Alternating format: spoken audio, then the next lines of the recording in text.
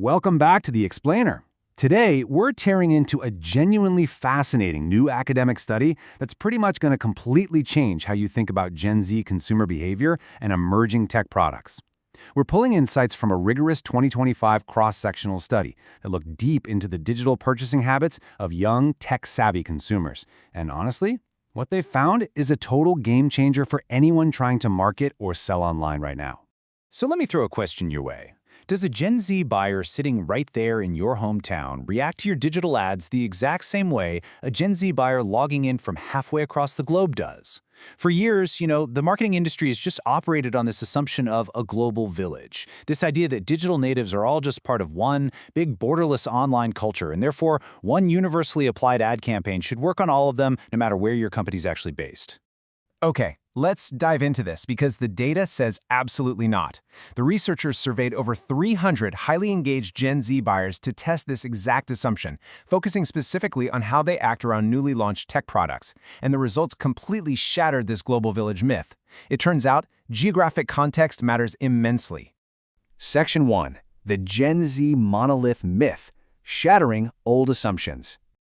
Look, for the longest time, brands have been wasting just incredible amounts of money treating Generation Z like a single, uniform cohort. A predictable, digital-first monolith that responds uniformly to the exact same stimuli. But this study introduces a crucial variable that most brands are completely ignoring. The old assumption was that an engaging digital ad is universally effective. But the new reality? eShop location fundamentally rewires the buyer's psychology. When Gen Z shops locally, their baseline trust is already established. But the second they cross a digital border to shop internationally, their perception of risk, their demand for brand authenticity, and their need for external validation, it completely changes. Which brings us to Section 2, the 5-by marketing impact gap, the data bomb. This psychological shift leads to a counterintuitive and, frankly, shocking statistical reveal about marketing return on investment. If you're spending money on digital ads right now, you really need to hear this next data point. The researchers found that marketing and advertising have a nearly 5 times stronger effect on a Gen Z consumer's purchase intention when they are shopping at an international e-shop compared to a domestic one. 5 times! That is a literally massive gap in how your ad budget actually translates into a desire to buy. Now, what's really interesting about this slide is the visual proof of that gap. We're looking at the relationship here between marketing and advertising impact and purchase intention. Notice that flat blue line? That represents the domestic e-shops. It shows a super weak correlation. But look at that steep red line. That represents the international e-shops. It proves that when Gen Z consumers shop abroad, they lean heavily on marketing to formulate their buying intentions.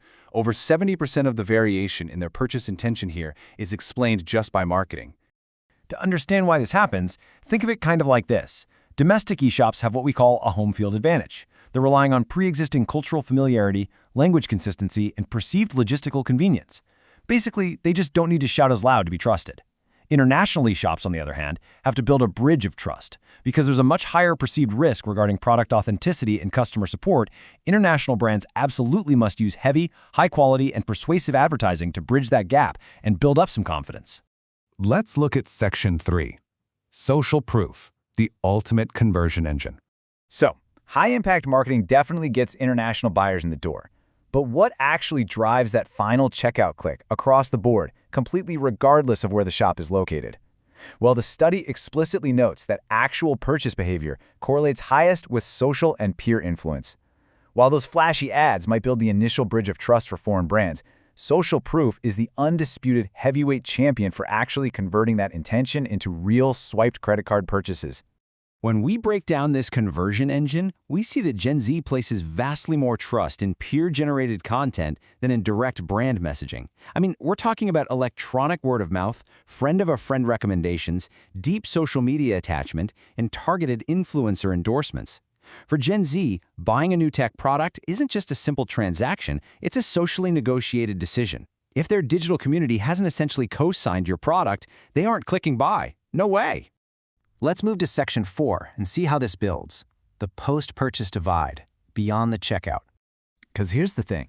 For Gen Z, the relationship absolutely does not end at checkout. In fact, their post-purchase behavior is exactly where long-term brand equity is forged. And this brilliantly illustrates exactly what happens after the sale. we're looking at how Gen Z's core characteristics, things like their tech savviness, their demand for sustainability, their digital fluency, how all of that impacts their after-purchase behavior.